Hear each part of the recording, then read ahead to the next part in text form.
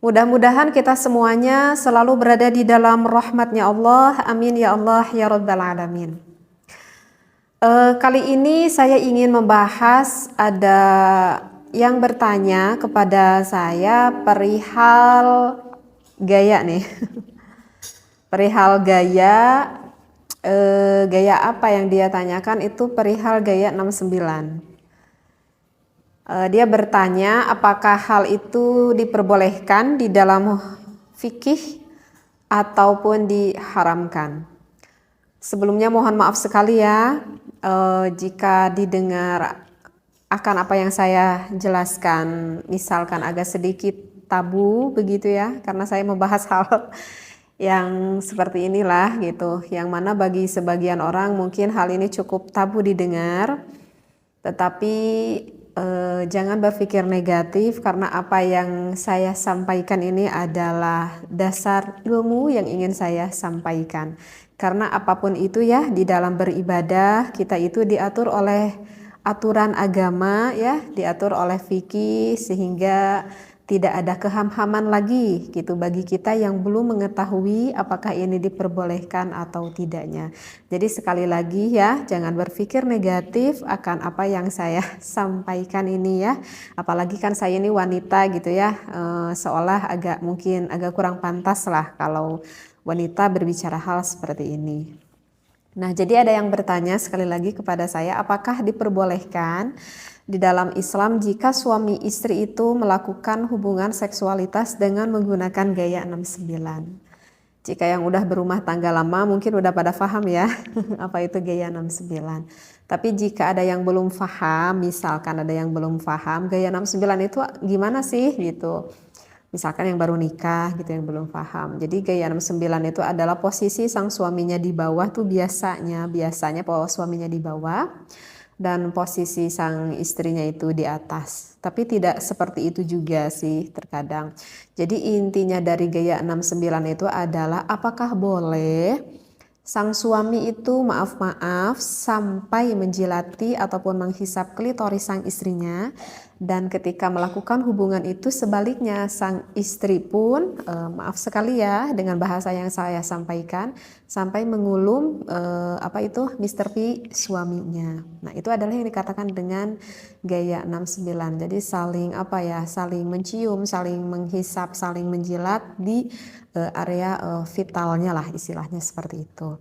Nah, apakah itu diperbolehkan atau diharamkan? Saya di sini berbicara tentang ilmu fikih, bukan ilmu akhlaknya ya. Sekali lagi saya tekankan, saya di sini adalah menjawab dari ulama fikih, bukan menurut perihal ilmu akhlaknya seperti itu. Nah, kalau di dalam ilmu fikih itu banyak ya sebetulnya saya temui di dalam beberapa kitab seperti itu, yang mana jumhurul ulama itu mayoritasnya membolehkan seperti itu.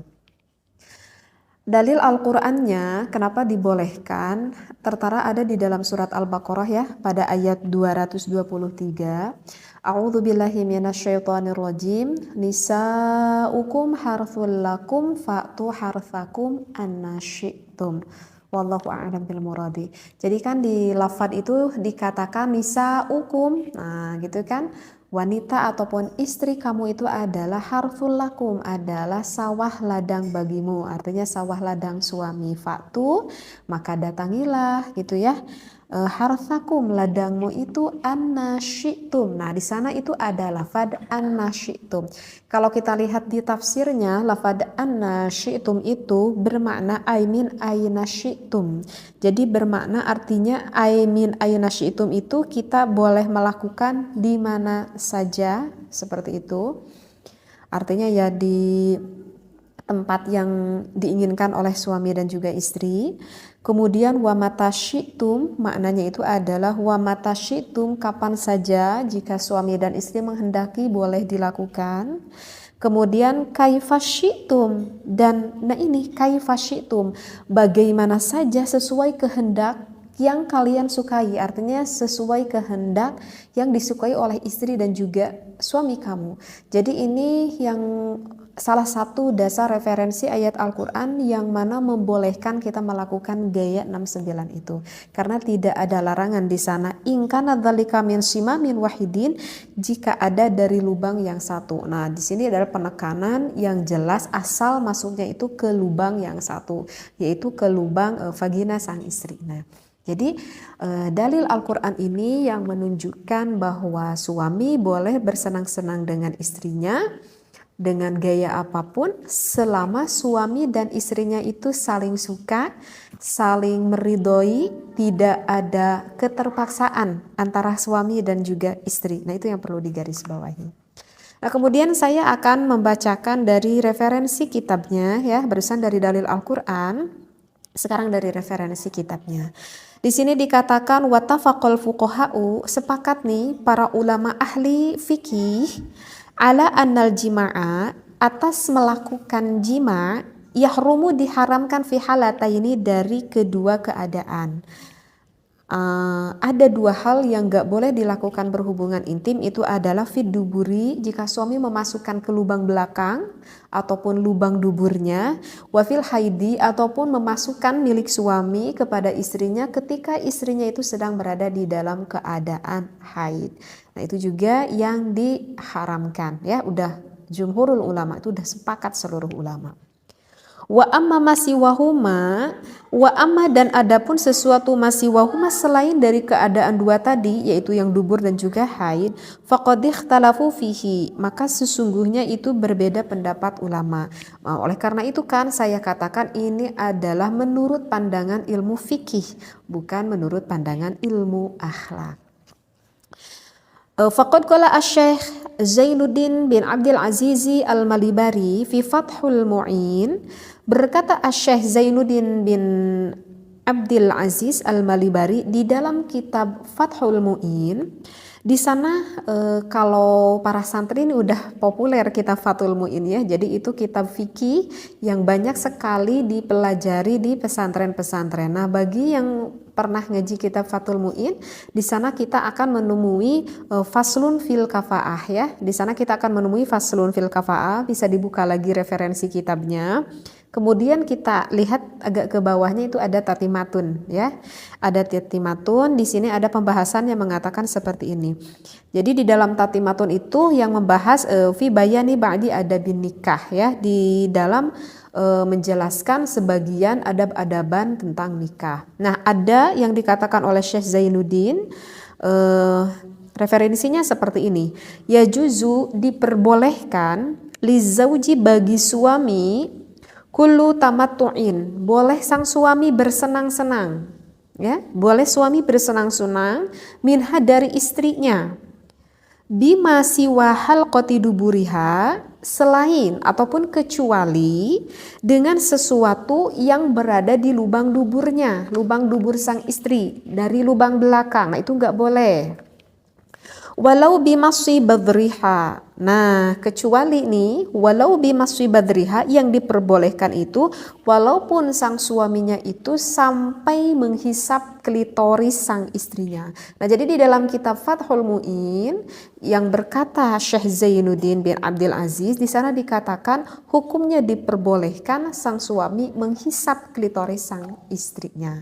Nah, begitu juga sebaliknya, sang istri juga diperbolehkan untuk mengulum milik sang suaminya yang kita kenal dengan gaya 69 ini gitu ya. Nah, jadi bagi sang suami ataupun sang istri, jika hal itu memang dianggap diperlukan dan saling menyukai, maka tak perlu ada keraguan kalau berbicara di dalam ilmu fikih, ulama di dalam madhab Imam Syafi'i memperbolehkannya. Dengan syarat sang istri dan juga sang suami saling suka ya, saling meridhoi seperti itu. Kalau misalkan istrinya nggak mau gitu, kalau misalkan pengantin baru gitu ya, itu kemungkinan kebanyakan para istri tuh nggak mau gitu ya, karena mungkin agak jijik juga gitu ya, dan merupakan hal yang sangat di luar bayangan mungkin, sehingga nggak mau melakukan hal itu. Nah, tetapi kalau misalkan dengan berjalannya waktu dengan sedikit suami merayu begitu ya, kebanyakan sih wanita tidak akan merasa keberatan sih seperti itu. Nah, saya tidak tahu ya bagaimana yang dirasakan oleh suami dan juga istri Anda di rumah gitu ya. Cuman kebanyakan gitu kalau saya dengar gitu seperti itu. Eh, Cuman sih yang perlu diingat ya di dalam berbagai gaya gitu ya. Di dalam berbagai gaya ini sih sebetulnya ya memang tidak perlu diajarkan juga ya. Maksudnya tak perlu diajarkan karena dengan instingnya nanti suami istri juga sih apa itu akan memahami apa yang dia inginkan sebetulnya. Jadi yang ingin saya titik beratkan di sini itu adalah bukan gayanya itu sih sebetulnya, tetapi hukumnya itu apakah diperbolehkan atau tidaknya. Jadi yang ingin saya sampaikan bukan gayanya, tetapi hukumnya. Nah, kalau bertanya hukumnya di dalam fikih ya diperbolehkan. Dan harus diingat ya, wahai para suami dan juga istri, di dalam melakukan berhubungan seksualitas itu merupakan ibadah ya, itu merupakan ibadah bahkan yang besar sekali pahalanya. Jangan dikira ini bukan ibadah, ini adalah suatu ibadah yang besar sekali pahalanya dan banyak sekali kemanfaatannya. Yang namanya ibadah pasti itu akan diawali dengan yang baik, akan diakhiri dengan yang baik dan dilakukannya pun dengan yang baik pula. Kenapa saya berkata seperti ini? Udah saya terangkan barusan ya bahwa untuk gaya-gaya hal seperti ini sebetulnya tidak perlu diajarkan gitu ya. Artinya yang baik ini adalah jangan sampai kita mengetahui akan posisi ini, gaya ini dari sesuatu yang diharamkan oleh Allah. Misalkan nih biar takut ada yang gak paham. Misalkan pasangan suami istri mengetahui hal ini itu bukan dari instingnya ataupun bukan dari keinginan sang istrinya misalkan. Tetapi hal itu diketahui oleh suaminya itu misalkan, maaf ya, itu dikarenakan sang suaminya itu sebelumnya itu melihat dulu film porn gitu ya. Paham ya maksudnya film porn. Jadi kalau misalkan sang suami mengetahui ini dari film porn, berarti kan yang dia ketahuinya itu bukan dari hal yang positif. Artinya yang dia ketahui itu dari hal yang negatif. Maka itu tidak akan menjadikan sebuah ilmu. Dan apakah akan mendapatkan efek negatifnya? Iya, akan mendapatkan efek negatifnya. Karena terkadang ada yang bertanya juga kepada saya itu seperti ini, apakah boleh nih bagi suami istri karena agar menambah ilmu, dia berniatnya baik nih, ingin menambah ilmu, bagaimana sih gaya-gaya gitu ya, ataupun dia ingin mendapatkan gairah seksualitas dari sang suami dan sang istrinya, tapi aku lihatnya sama istri kok bareng-bareng gitu kayak kata suaminya. Apakah itu diperbolehkan atau tidak? Maka jawabannya itu adalah tidak diperbolehkan walaupun sang suami dan juga sang istri melihatnya bareng-bareng, walaupun punya niat, perasaannya, niatnya itu adalah baik karena ingin membangkitkan gairah syahwatnya, ataupun bertujuannya baik menurut dirinya karena ingin menambahkan ilmu menurut pemikirannya, tetapi itu adalah apa yang dia pikirkan itu adalah mencari dari hal yang diharamkan. Maka sesuatu yang dicari dari hal yang diharamkan oleh Allah, maka hasilnya pun nanti tidak akan baik. Berbeda dengan saya mengetahui misalkan posisi ini gitu ya, misalkan ataupun posisi yang lain, tetapi saya mengetahuinya itu adalah dari ulama, dari kitab. Saya dikaji ini waktu saya di pesantren gitu ya, saya dikaji gitu ya. Nah itu berbeda lagi, itu memang pure dari ilmu, bahkan itu akan mendapatkan keberkahan seperti itu ya.